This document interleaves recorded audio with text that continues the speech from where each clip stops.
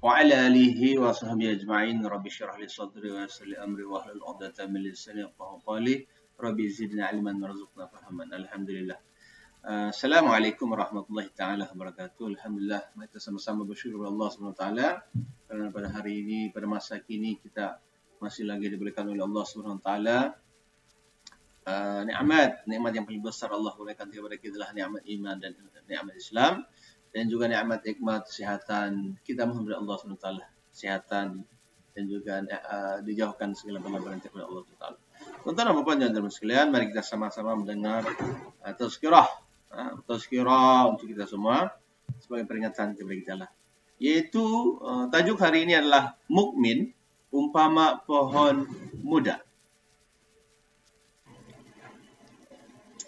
Daripada hadis an Nabi Hurairah radhiyallahu anhu anna Rasulullah sallallahu alaihi wasallam qala mathal mu'min kamathalu khamati zar'i yafi'u warafahu min haythu atatha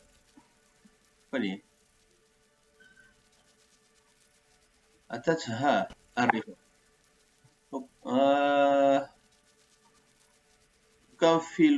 تكفئها فإذا سكنت اعتدلت وكذلك المؤمن يكفئ بالبلاء ومثل الكافر كمثل الأرزات صماء معتدلة حتى يقسمها الله إذا شاء. Allah, bacaan Arab pun bukan tidak dapat cuma tidak jelas punya bacaan Arab. Okey, saya akan baca dalam dalam milah. Daripada Abu Hurairah radhiyallahu anhu bahawa Rasulullah SAW bersabda, perumpamaan orang mukmin adalah ibarat sebatang tanaman yang muda, lembut, yang melambai-lambai daunnya, daunnya bergoyang apabila ditiup angin. Apabila berhenti angin daripada bertiup, maka ia berdiri tegak. Kemudian keadaan seorang mukmin kadang-kadang dicondongkan sentiasa diuji dengan bala dan ujian. Sebaliknya, perumpamaan bagi orang kafir bagaikan pohon kayu jati yang keras dan berdiri tegak, tidak bergerak-gerak, hingga Allah dengan mudah mematahkannya atau membinasakannya bila Allah menghendakinya. Hadis riwayat Bukhari nomor 6912. Satu hadis adalah hasan sahih. Okey. Jadi pengajaran tuan-tuan dan puan-puan. Pengajaran pada hadis ini. Itu yang pertamanya, setiap mukmin akan melalui pelbagai ujian dan dugaan dalam hidup ini.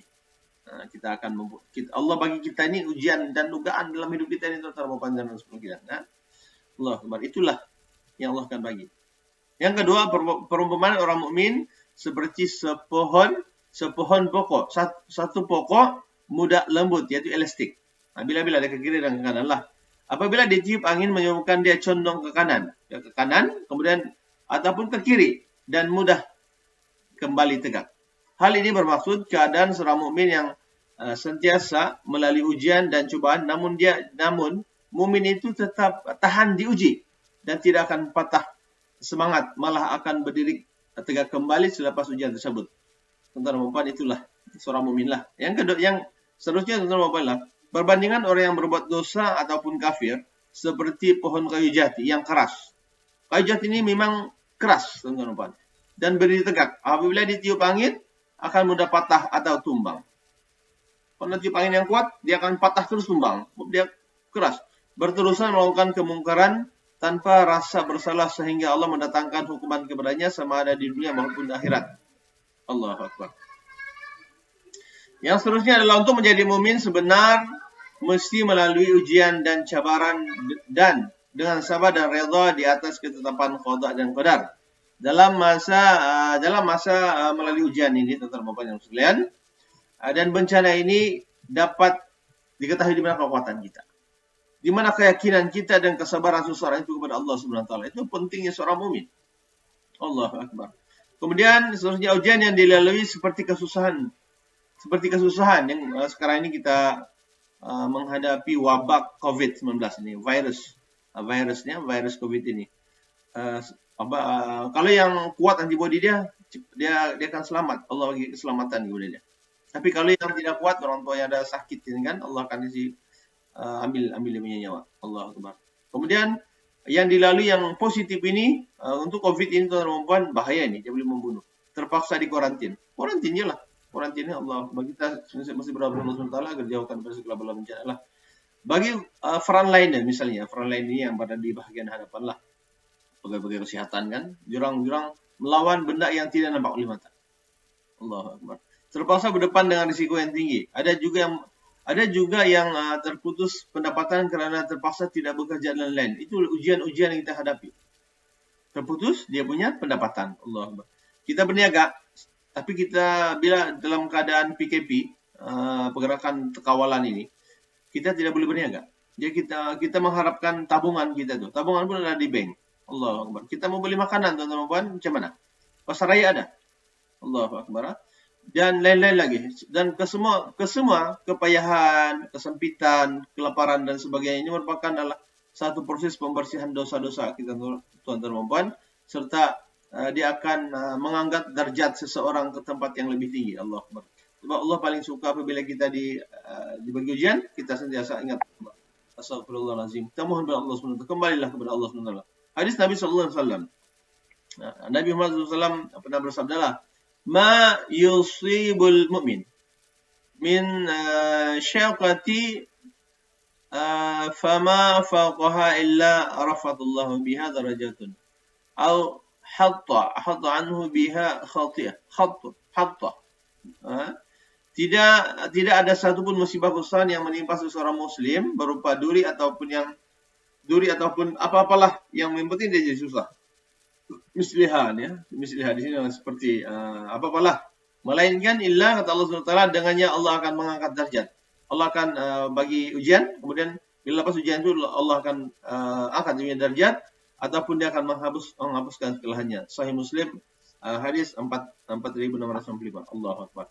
Itu tuan-tuan dan mari kita ambil konsep ini, yaitu jadilah seperti pohon muda yang tidak patah ataupun tumbang apabila ditiup angin.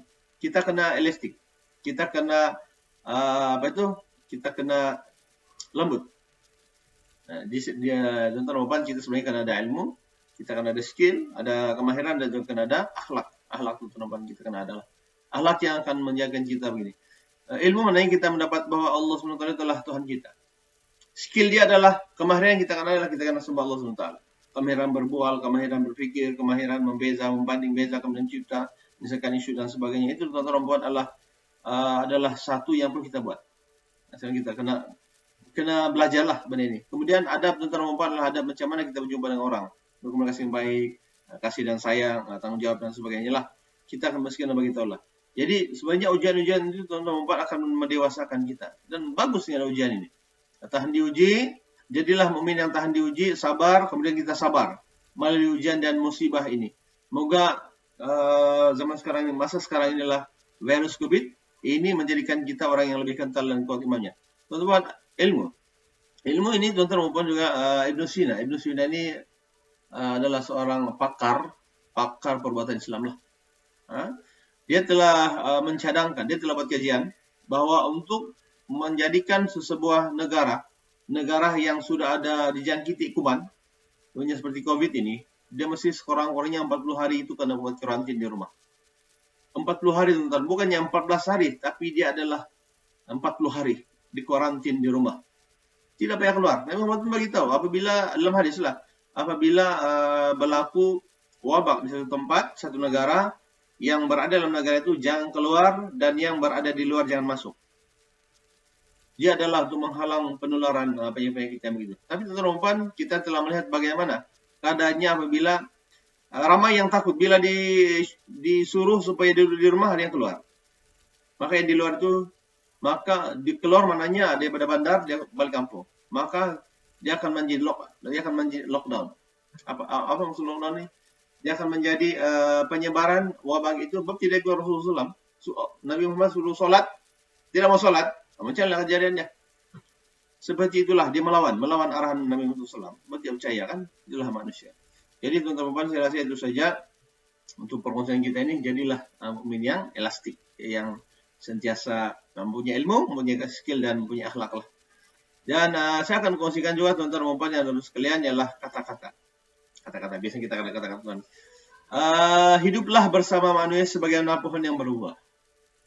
Maknanya di sini kita kena hidup teman-teman perempuan yang mana bila kita hidup ini kita kena bersama dengan manusia yang berbuah. Mereka melempar diri dengan batu tapi kita membalasnya dengan buah. Macam begitulah. Macam yang monyet.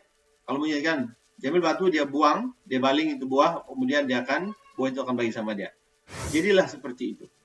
Allah tidak melihat kepada rupa bentuk kita, teman-teman. Allah tidak akan lihat kita punya harta berapa juta, berapa ribu punya harta, tapi Allah akan melihat di hati kita. Sini hati kita ini. Dan amalan kita, Allah Akbar. Dan syarat utama teman-teman adalah beriman kepada Allah SWT, ucaplah la ilaha illallah Muhammad Rasulullah, dan jauhilah segala perkara yang tidak baik. InsyaAllah. Jadi saya rasa itu saja. Aku qouli hadza wa billahi taufiq. Wassalamualaikum warahmatullahi taala wabarakatuh.